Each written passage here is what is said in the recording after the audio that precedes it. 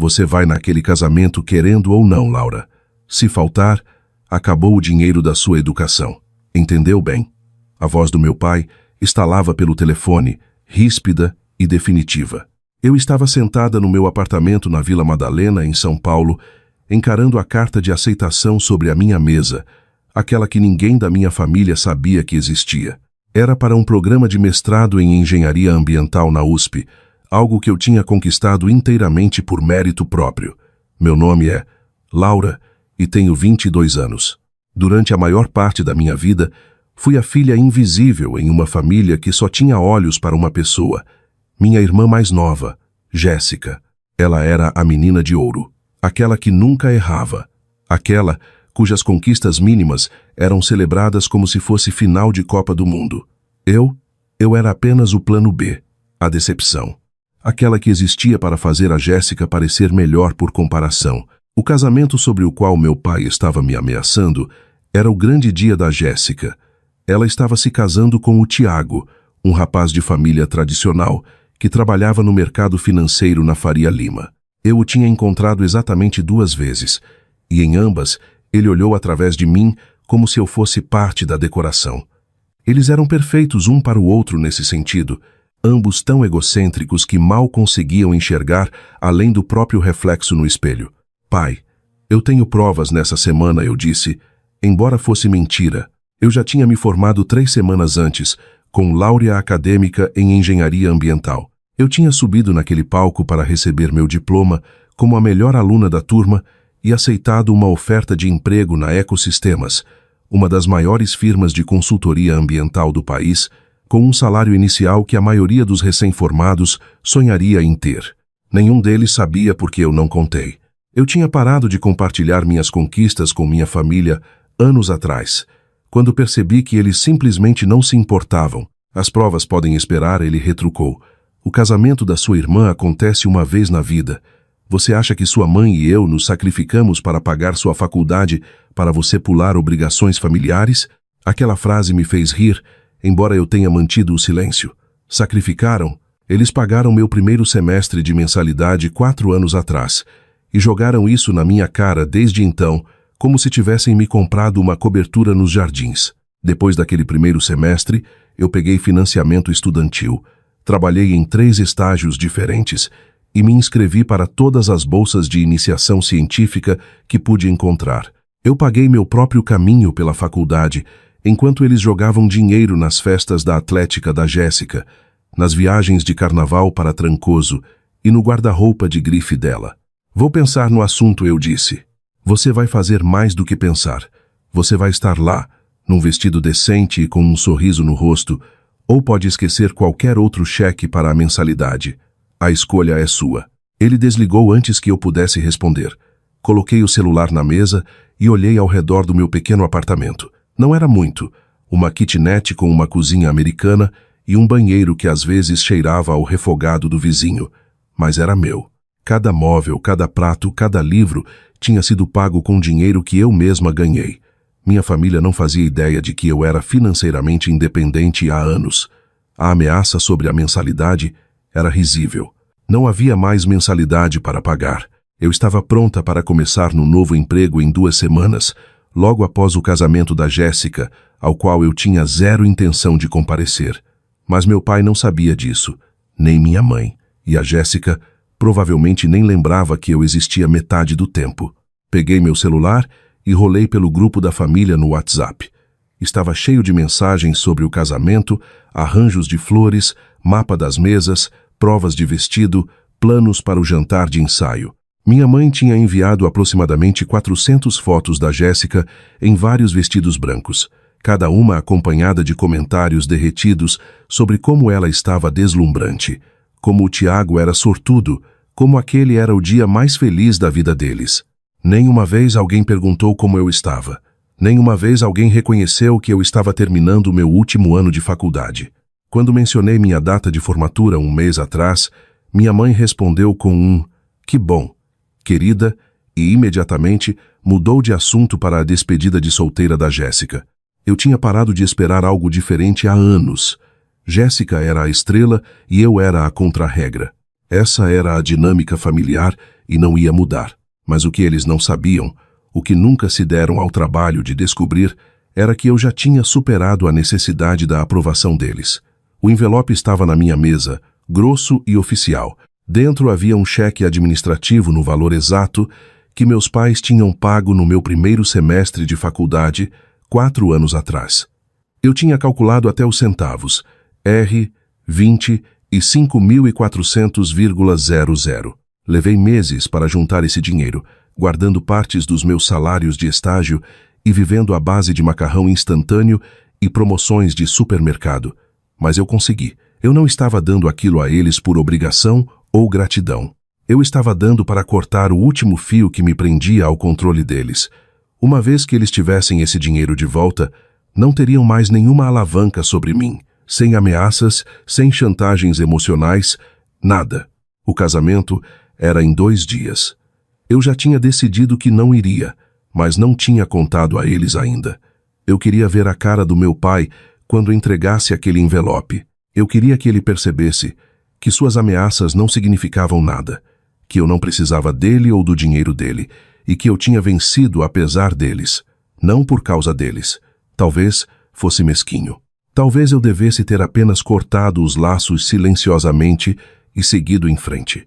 Mas, depois de anos sendo tratada como se eu não importasse, eu queria que eles soubessem exatamente o que tinham perdido. Crescer na minha família era como viver sob um holofote que estava sempre apontado para outra pessoa. Jéssica era 3 anos mais nova que eu, e desde o momento em que nasceu, tudo girava em torno dela. Ela era a bonita, a carismática, a que conseguia dobrar meus pais com um único sorriso. Eu, por outro lado, era prática, quieta, focada nos estudos porque aquele era o único lugar onde eu sentia que tinha valor. Meus pais nunca disseram que eu não era boa o suficiente, mas não precisavam. As ações deles deixavam claro.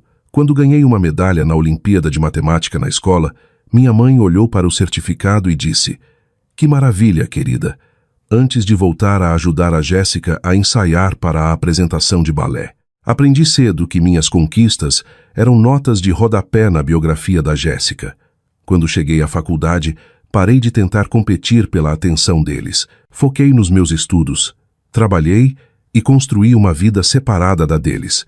Eu ia para casa nos feriados porque era esperado, mas parei de compartilhar detalhes sobre minhas aulas ou meus planos para o futuro. Qual era o ponto? Eles não estavam ouvindo de qualquer maneira.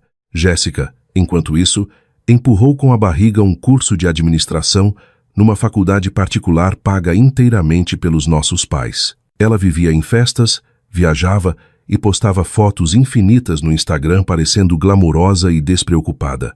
Ela se formou com notas medíocres e sem perspectivas de emprego, mas isso não importava.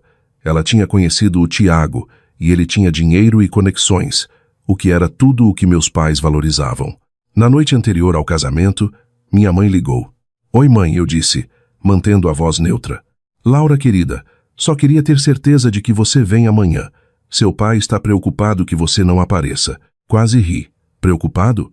Como se eles se importassem com a minha presença por qualquer motivo além das aparências.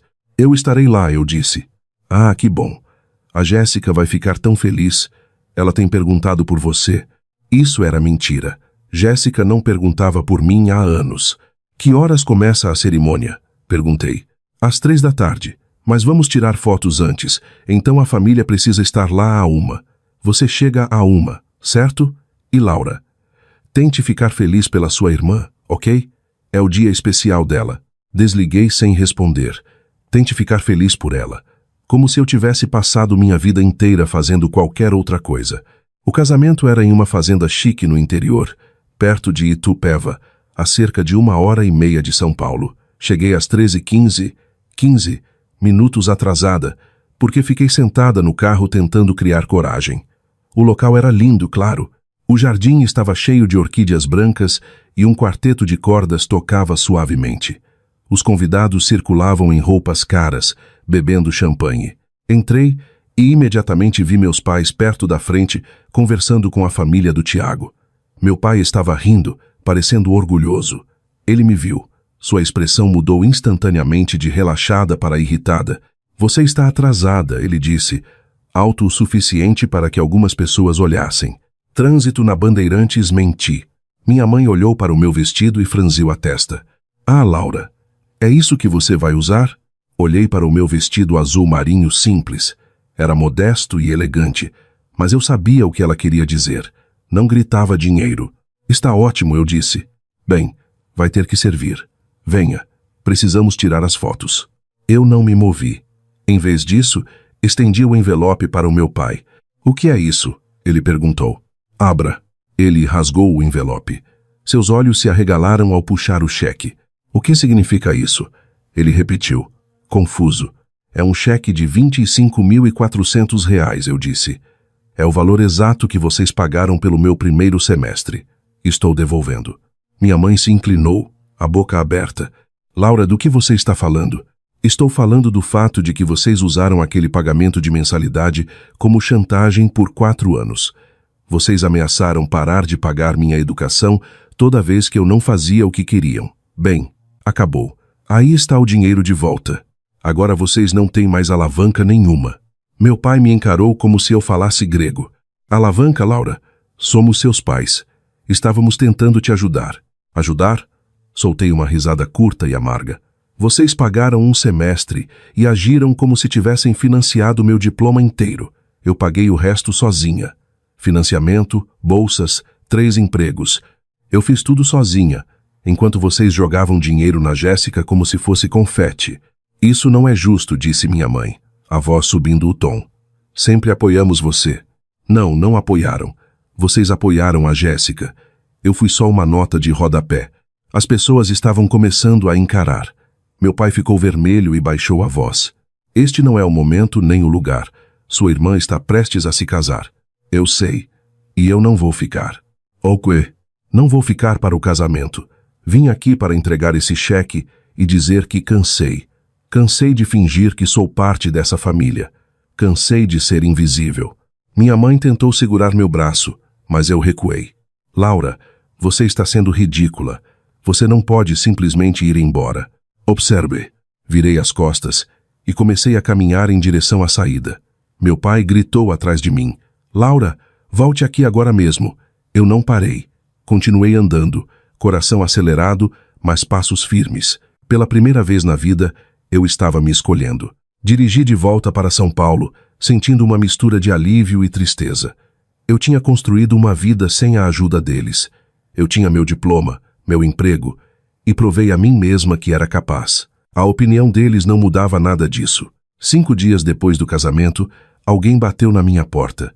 Olhei pelo olho mágico e vi a Jéssica. Ela entrou no meu apartamento olhando em volta com o nariz torcido. O que você quer, Jéssica? Eu quero saber por que você arruinou meu casamento. Eu não arruinei seu casamento. Eu fui embora antes mesmo de começar. Exatamente. Você foi embora e causou uma cena enorme. A mãe chorou a cerimônia inteira.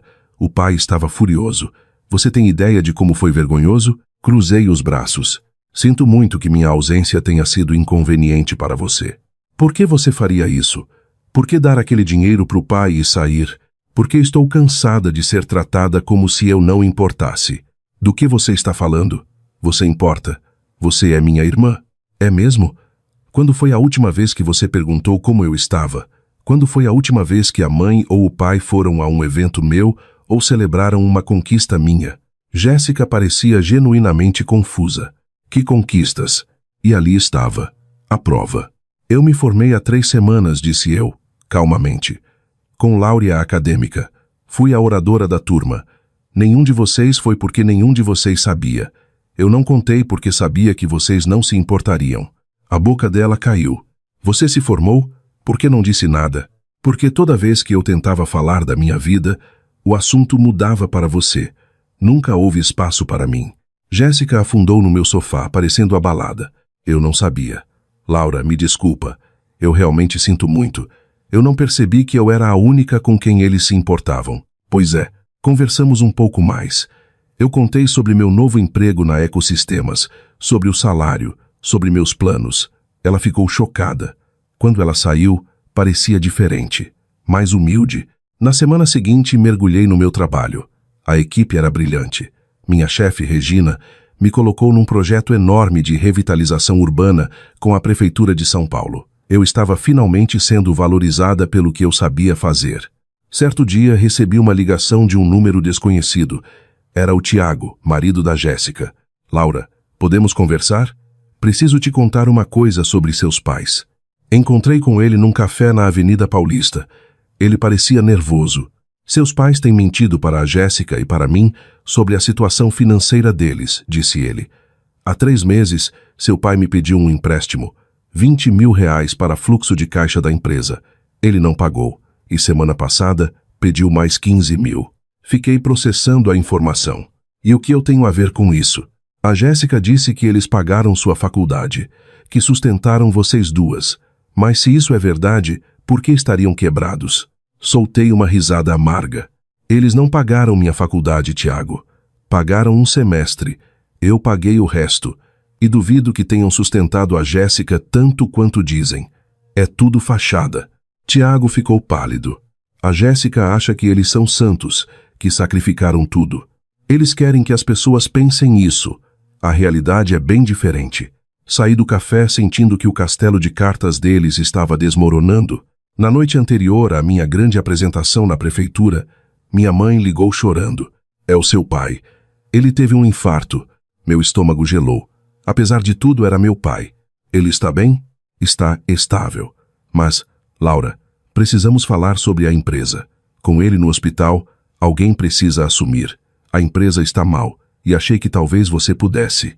Não, mãe. Como não? É família. Família é uma via de mão dupla. Vocês me ignoraram por anos. Agora que precisam de mim, de repente sou importante? Não vou sacrificar minha carreira para salvar um negócio que ele afundou. Contratem um consultor. Você é egoísta, ela cuspiu as palavras. Desliguei. Passei a noite em claro, mas na manhã seguinte vesti meu melhor terninho cinza e fui para a apresentação.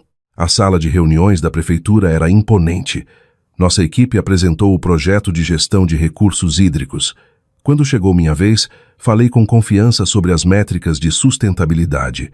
Respondi às perguntas difíceis dos vereadores sem gaguejar. Eu tinha conquistado meu lugar naquela sala. Dias depois, o resultado saiu. A Ecossistemas ganhou o contrato. Foi uma vitória imensa. Saiu no jornal, com uma foto minha citada como engenheira líder do projeto. Minha mãe viu. Mandou uma mensagem dizendo que estavam orgulhosos. Deixei no vácuo. Eles queriam fazer parte do sucesso, mas nunca estiveram lá na luta. Semanas depois, encontrei Jéssica para almoçar. Ela me contou a verdade. Tiago tinha auditado as contas dos nossos pais. Eles estavam falidos, tinham vivido de aparência e dívidas por anos. O infarto do pai foi o ponto de virada. Eles venderam a empresa por uma ninharia, entregaram a casa grande e se mudaram para um apartamento modesto na Zona Leste. Recebi um e-mail do meu pai, curto, formal, dizendo que estava se aposentando e que gostaria de conversar, sem pressão. Aceitei encontrar com ele. Ele estava mais magro, abatido. Admitiu que errou. Não foi um pedido de perdão perfeito, mas foi o começo de algo real, sem a máscara da perfeição. Hoje, continuo crescendo na minha carreira e fazendo meu mestrado. Tenho uma relação honesta com a Jéssica e uma convivência respeitosa, porém com limites, com meus pais. Olhando para trás, para aquele dia no casamento, percebo que entregar aquele cheque não foi apenas sobre o dinheiro, foi sobre comprar minha liberdade. E valeu cada centavo. Se você está preso em um ciclo onde sua voz não é ouvida e seu valor não é reconhecido, lembre-se, você não precisa da permissão de ninguém para se escolher. Às vezes, o maior ato de amor próprio é dizer adeus ao que te diminui e caminhar em direção a quem você realmente é. A pousada Vale do Sol parecia exatamente o que se espera de um hotel à beira da falência. Tinta descascada, janelas trincadas e um letreiro neon com metade das letras queimadas. Parada no estacionamento vazio, eu quase podia ouvir a risada do meu irmão ecoando nos meus ouvidos. Divirta-se com essa sucata, Olivia. Marcos tinha zombado na leitura do testamento, ajustando seu Rolex. Talvez você possa morar num dos quartos, já que é tudo o que você vai conseguir pagar na vida. Ricardo, meu outro irmão, tinha sido igualmente cruel. O papai finalmente desenvolveu senso de humor, dando à sua única filha um hotel sem valor enquanto ficamos com o império imobiliário. Impagável. Agora, 2 semanas depois, eu estava diante da minha herança, chave na mão. O hotel estava na nossa família há 3 gerações, a primeira propriedade que meu avô havia comprado, mas enquanto meu pai seguiu em frente para transformar o Grupo Carter numa construtora bilionária, a pousada Vale do Sol caiu no esquecimento. Dona Olívia, um homem de aparência cansada, na casa dos 60 anos, aproximou-se estendendo a mão. Sou Augusto Mendes, o gerente, ou o que restou da gerência de qualquer forma. Apertei sua mão, sentindo o calor genuíno em seu cumprimento. Por favor, me chame de Olívia. Pode me mostrar o local? O tour foi melhor e pior do que eu esperava. A estrutura da pousada era boa, construção sólida de uma época em que as coisas eram feitas para durar, mas anos de manutenção mínima cobraram seu preço. Estamos com apenas 8 funcionários, explicou Augusto enquanto caminhávamos pelo restaurante vazio. A maioria dos quartos precisa de reparos. O equipamento da cozinha é antigo e, honestamente, estamos a uma fiscalização da vigilância sanitária de sermos fechados. Quantos quartos estão realmente operacionais? Perguntei. 23 de 50. Mas mesmo esses, ele apontou para manchas de infiltração no teto. Eu assenti, fazendo anotações mentais. E a ocupação atual? Cerca de 30% nas semanas boas. Principalmente moradores de longo prazo que não podem pagar outro lugar. A voz de Augusto suavizou. Gente boa, apenas passando por um momento difícil. Como eu, pensei. A decepção da família. A filha que estudou hotelaria em vez de engenharia civil, que trabalhou desde a camareira até a gerência de operações, enquanto os irmãos frequentavam MBAs de prestígio no exterior. Me mostre os livros, eu disse. No escritório desordenado, Augusto espalhou meses de registros financeiros. Os números eram sombrios, dívida massiva, receita em queda, custos de manutenção crescentes. Não é de se admirar que meus irmãos achassem essa herança uma piada. Mas eles esqueceram algo importante. Eu passei os últimos 10 anos realmente trabalhando em hotéis, aprendendo cada aspecto do negócio, do chão de fábrica à gestão. Enquanto eles fechavam acordos em salas de reuniões na Faria Lima, eu aprendia o que realmente faz um hotel ter sucesso ou falhar. Augusto, levantei os olhos dos papéis. Há quanto tempo o senhor trabalha aqui? 32 anos, respondeu ele. Comecei como mensageiro quando seu avô ainda administrava o lugar. Me conte sobre aqueles dias. O que tornava este hotel especial? Seus olhos brilharam. Ah, era algo único. Seu avô acreditava no serviço personalizado. Cada hóspede se sentia da família. Tínhamos jantares comunitários semanais. Artistas locais expunham suas obras no saguão e no jardim. Ele parou, olhando pela janela para o pátio agora coberto de mato. E o jardim era o coração da pousada. O orgulho e a alegria da sua avó. Os hóspedes tomavam café da manhã entre as orquídeas e primaveras. Casamentos eram realizados sob o pergolado. Era mágico. Levantei-me, uma ideia se formando. Preciso fazer algumas ligações. Mas primeiro, pode reunir toda a equipe? Quero falar com todos. 1 hora depois, encarei os funcionários restantes na sala de conferências empoeirada. Além de Augusto, havia 2 camareiras, um faz-tudo, 2 recepcionistas, uma cozinheira e um jardineiro de meio período. Todos pareciam derrotados, provavelmente esperando serem demitidos. Eu sei o que meus irmãos pensam deste lugar, comecei. Eles acham que não vale nada, uma piada feita com a irmãzinha deles. Mas eles estão errados. Abri meu notebook, virando-o para mostrar a apresentação que eu vinha trabalhando desde a leitura do testamento. Esta é minha visão para a nova pousada Vale do Sol. Não um resort de luxo genérico, mas algo único. Uma pousada boutique que celebra a cultura local, apoia a comunidade e faz cada hóspede se sentir em casa. Os slides mostravam meus planos, quartos temáticos com a história da região, um restaurante de comida afetiva usando produtos de agricultores locais, o jardim restaurado à sua antiga glória como espaço de eventos. Não será fácil, continuei. Teremos que trabalhar mais do que nunca e levará tempo. Mas, se vocês estiverem dispostos a acreditar neste lugar como eu acredito, prometo a vocês, em 1 ano, A Vale do Sol será algo especial novamente. Maria, uma das camareiras que trabalhava lá há 20 anos, manifestou-se. Como a senhora pode ter certeza?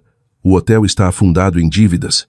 Eu sorri, porque, ao contrário dos meus irmãos, eu não entendo apenas de imóveis. Eu entendo de hospitalidade. E por causa disso, tirei outro documento.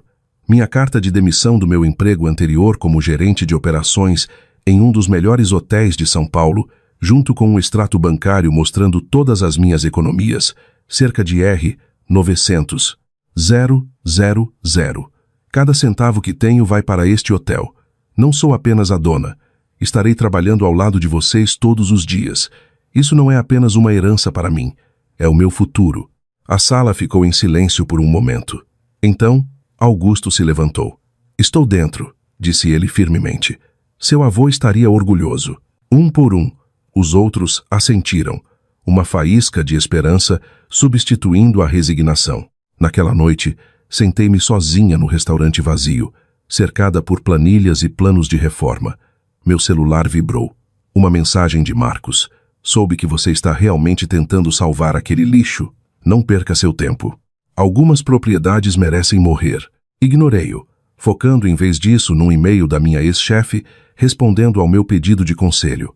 Olivia, seus irmãos são idiotas por subestimarem você. Você foi a melhor gerente de operações que já tive. A Vale do Sol tem potencial, e você tem meu apoio. Me avise do que precisar, Helena. Nas semanas seguintes, trabalhamos dia e noite. Vendi meu apartamento na capital e me mudei para um dos quartos da pousada, despejando cada real em reparos críticos. A equipe, energizada pela nossa visão, trabalhou horas extras sem reclamação.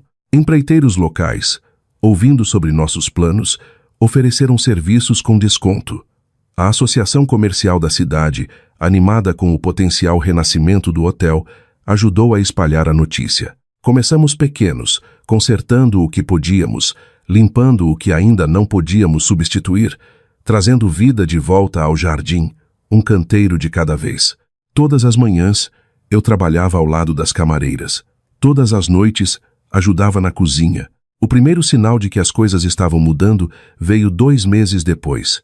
Uma hóspede, fazendo check-out após uma semana, parou na recepção onde eu cobria um turno. Este lugar parece diferente, disse ela sorrindo. Tem alma aqui. Eu voltarei. Ela postou uma avaliação brilhante na internet. Nossa primeira classificação 5 estrelas em anos. Mais seguiram. Então veio o ponto de virada. Helena, minha ex-chefe, ligou com uma oportunidade. A Sociedade Histórica do Estado está procurando locais para o seu baile de gala anual, disse ela. 200 convidados, buffet completo, publicidade significativa. O hotel habitual deles dobrou as taxas. Mencionei a Vale do Sol. Helena, não estamos prontos para algo desse tamanho. Metade dos quartos ainda está. Eles não precisam de quartos, apenas espaço para eventos. E aquele seu jardim, mesmo meio restaurado, tem potencial. Além disso, ela pausou. O presidente da sociedade está no conselho de vários grandes hotéis. Isso pode mudar tudo. Olhei para o jardim onde a equipe de manutenção reconstruía o pergolado. As primaveras estavam florescendo novamente. Quando é o evento? Daqui a 6 semanas. Respirei fundo. Diga a eles que faremos. O que se seguiu foram as 6 semanas mais intensas de nossas vidas. Cada funcionário dobrou turnos. Artesãos locais ajudaram a restaurar as características originais do salão de baile. O jardim, nossa prioridade, lentamente reclamou sua antiga glória. Na noite anterior ao baile, meu celular vibrou novamente. Uma mensagem de Ricardo. Soube que você agendou um evento de caridade. Não envergonhe o nome da família mais do que já fez. Apaguei sem responder. Tínhamos trabalho a fazer. A noite de gala chegou límpida e perfeita. Luzes cintilavam no jardim restaurado. O salão de baile reluzia. Nossa pequena equipe, vestida com uniformes recém-desenhados, estava a postos.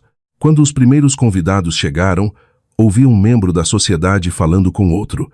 Este lugar é encantador, tão diferente daqueles hotéis corporativos. Sabia que está na mesma família há 3 gerações? À meia-noite, o evento foi um sucesso absoluto. O presidente da sociedade me chamou de lado enquanto saíam. Senhorita Carter, isto foi excepcional. Você estaria interessada em sediar nosso retiro de inverno, e tenho alguns colegas que podem estar interessados no seu espaço também. Mais tarde, depois que o último convidado partiu, a equipe se reuniu no jardim. Augusto ergueu uma taça de espumante. "Ah, Olivia", disse ele, com a voz embargada de emoção, que viu o que este lugar poderia ser quando todos os outros viram apenas fracasso. Olhei para minha pequena, mas dedicada equipe, para o hotel voltando lentamente à vida, e senti uma onda de determinação. Aquele era apenas o começo. O que eu não sabia então era que, do outro lado da cidade, nos escritórios reluzentes do Grupo Carter, meus irmãos estavam prestes a enfrentar uma crise que abalaria as fundações de seu império, e quando o fizeram, descobriram que o hotel sem valor da irmãzinha era mais valioso do que poderiam ter imaginado. Mas essa história ainda estava por vir. O sucesso do baile da Sociedade Histórica mudou tudo. Em meses, a pousada Vale do Sol tornou-se o local preferido para organizações que buscavam algo mais autêntico do que hotéis de rede. Nossa reputação cresceu e, com ela, nossa receita. Um ano após herdar o hotel inútil, eu estava sentada no meu escritório, o mesmo onde revi pela primeira vez aqueles registros financeiros devastadores, olhando para números muito diferentes. Ocupação em 85%, relatou Augusto sorrindo. O restaurante operando com capacidade máxima na maioria das noites e o espaço de eventos está reservado pelos próximos 6 meses. Assenti, mas minha atenção estava num documento diferente. Você viu isso? Ele se inclinou para olhar a tela do meu notebook.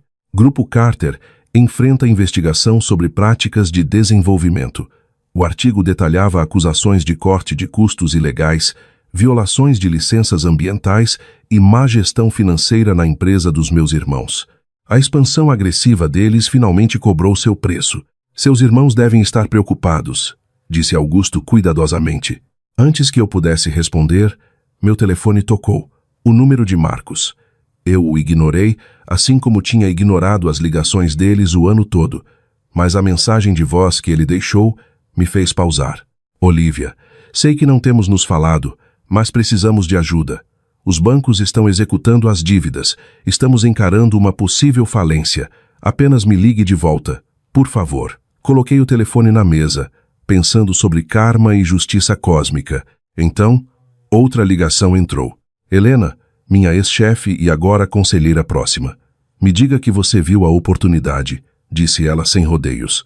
Que oportunidade? O Hotel Ribeira. O Grupo Carter está sendo forçado a vendê-lo para cobrir dívidas. É a propriedade mais lucrativa deles. Eu conhecia bem o Ribeira, um hotel histórico que meu pai havia adquirido há 20 anos.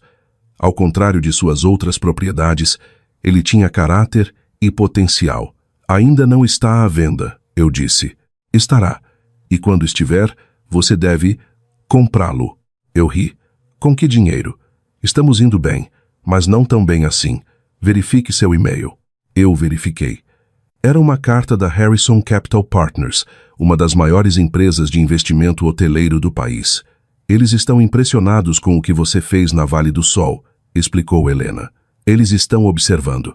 Querem te apoiar na aquisição de mais propriedades. O Ribeira seria apenas o começo. Minhas mãos tremeram levemente enquanto eu lia a carta. A empresa de investimentos estava oferecendo um apoio substancial para criar uma nova rede de hotéis boutique comigo como CEO. Eles acompanharam nosso sucesso, pesquisaram meu histórico e viram o potencial. Pense nisso, disse Helena.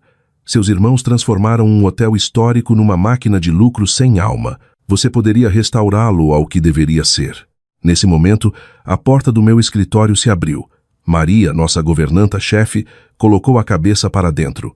Desculpe interromper, mas a senhora precisa ver isso. Seguia até o saguão onde um rosto familiar estava discutindo com nossa recepção. Ricardo, meu irmão mais velho.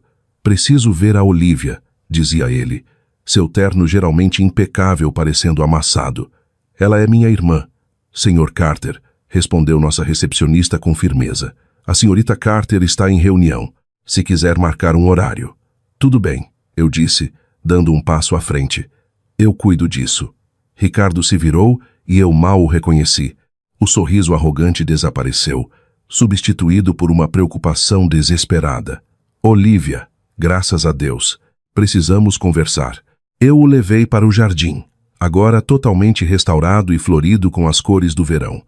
Hóspedes desfrutavam do café da manhã sob o pergolado. Música suave tocava de alto-falantes escondidos e a fonte murmurava pacificamente.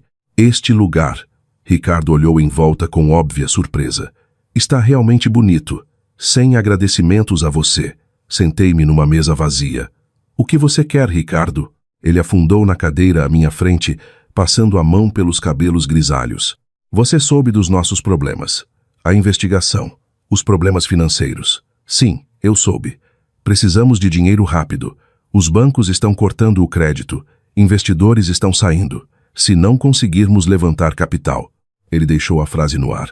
E você veio até mim, a irmã de quem você riu, a quem você deu um hotel falido como piada. Eu estava errado, disse ele baixinho. Nós estávamos errados. O que você fez aqui é incrível. E agora precisamos da sua ajuda. Estudei meu irmão, lembrando de cada comentário desdenhoso, cada zombaria sobre minhas escolhas de carreira, de quanto vocês precisam. A esperança cintilou em seus olhos. 20 milhões. Apenas como um empréstimo ponte até conseguirmos estabilizar. Eu sorri. O Hotel Ribeira vale mais do que isso. Ele ficou rígido. O que isso tem a ver? Tenho uma contraproposta. Tirei a carta da Harrison Capital. Eu vou ajudá-los, mas não com um empréstimo. Eu quero comprar o Ribeira. Essa é nossa propriedade mais lucrativa. Não mais. A gestão de vocês derrubou a reputação dele, assim como vocês quase destruíram este lugar. Eu vou tirá-lo das mãos de vocês pelo valor justo de mercado e adicioná-lo ao meu novo grupo hoteleiro. Você vai o quê? Expliquei a oferta da empresa de investimentos, observando o rosto dele mudar de desespero para descrença. Você não pode estar falando sério. Você quer que vendamos o Ribeira para você poder. O quê? Transformá-lo em outra pousadinha pitoresca? Na verdade, eu disse calmamente, quero transformá-lo na segunda unidade do grupo Vale Hotéis Resorts, uma rede de propriedades boutique que lembra o que a hospitalidade realmente significa. Ele se levantou abruptamente. Isso é absurdo. Não vou vender nosso melhor hotel para você. Então acho que você terá que encontrar esses 20 milhões em outro lugar. 3 dias depois, Marcos ligou. Revisamos sua oferta, disse ele secamente. O conselho está considerando. A oferta expira ao meio-dia de amanhã. Depois disso, negociarei diretamente com seus credores. Os papéis foram assinados na manhã seguinte. O Hotel Ribeira, a joia do Grupo Carter, tornou-se a segunda propriedade da minha crescente rede. Em 2 anos, o Grupo Vale expandiu para 12 locais. Cada propriedade era única, celebrando sua cultura local enquanto mantinha nosso compromisso com a hospitalidade autêntica. A imprensa nos chamou de a anti-rede, e nossas taxas de ocupação lideraram a indústria. A construtora Carter sobreviveu por pouco, embora meus irmãos tenham sido forçados a sair pelo próprio conselho. Eles reduziram para um pequeno escritório, gerenciando uma fração de seu antigo império. Então chegou o dia que eu esperava. O jornal Valor Econômico publicou uma matéria de capa. Grupo Vale Hotéis Resorts. Como uma mulher construiu um império da hospitalidade a partir de uma pousada falida. Mandei emoldurar o artigo e enviei 2 cópias, uma para o escritório de cada irmão. Naquela noite, caminhei pela pousada Vale do Sol, agora nossa propriedade principal. O jardim estava sediando um casamento. Risos e música enchiam o ar. No restaurante, todas as mesas estavam ocupadas. O saguão brilhava com obras de arte locais e a equipe se movia com confiança tranquila. Augusto apareceu ao meu lado. Seu pai estaria orgulhoso, disse ele suavemente. Pensei no meu pai, que construiu um império, mas esqueceu o que realmente importava na hospitalidade. Não, respondi, observando uma jovem família fazer check-in sendo recebida pelo nome. O vovô estaria orgulhoso. Ele entendia o que torna um hotel especial. Meu celular vibrou. Um relatório de analistas mostrando a avaliação mais recente do Grupo Vale. 500 milhões. Apaguei sem ler o resto. O valor real não estava nos números.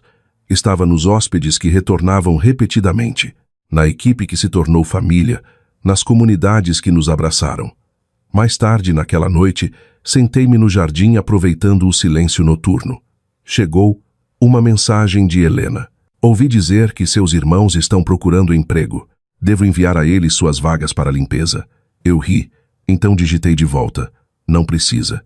Algumas pessoas não foram feitas para a verdadeira hospitalidade. Olhando para o hotel, o meu hotel, eu sorri. O letreiro neon, agora totalmente restaurado, lançava um brilho quente sobre o estacionamento lotado.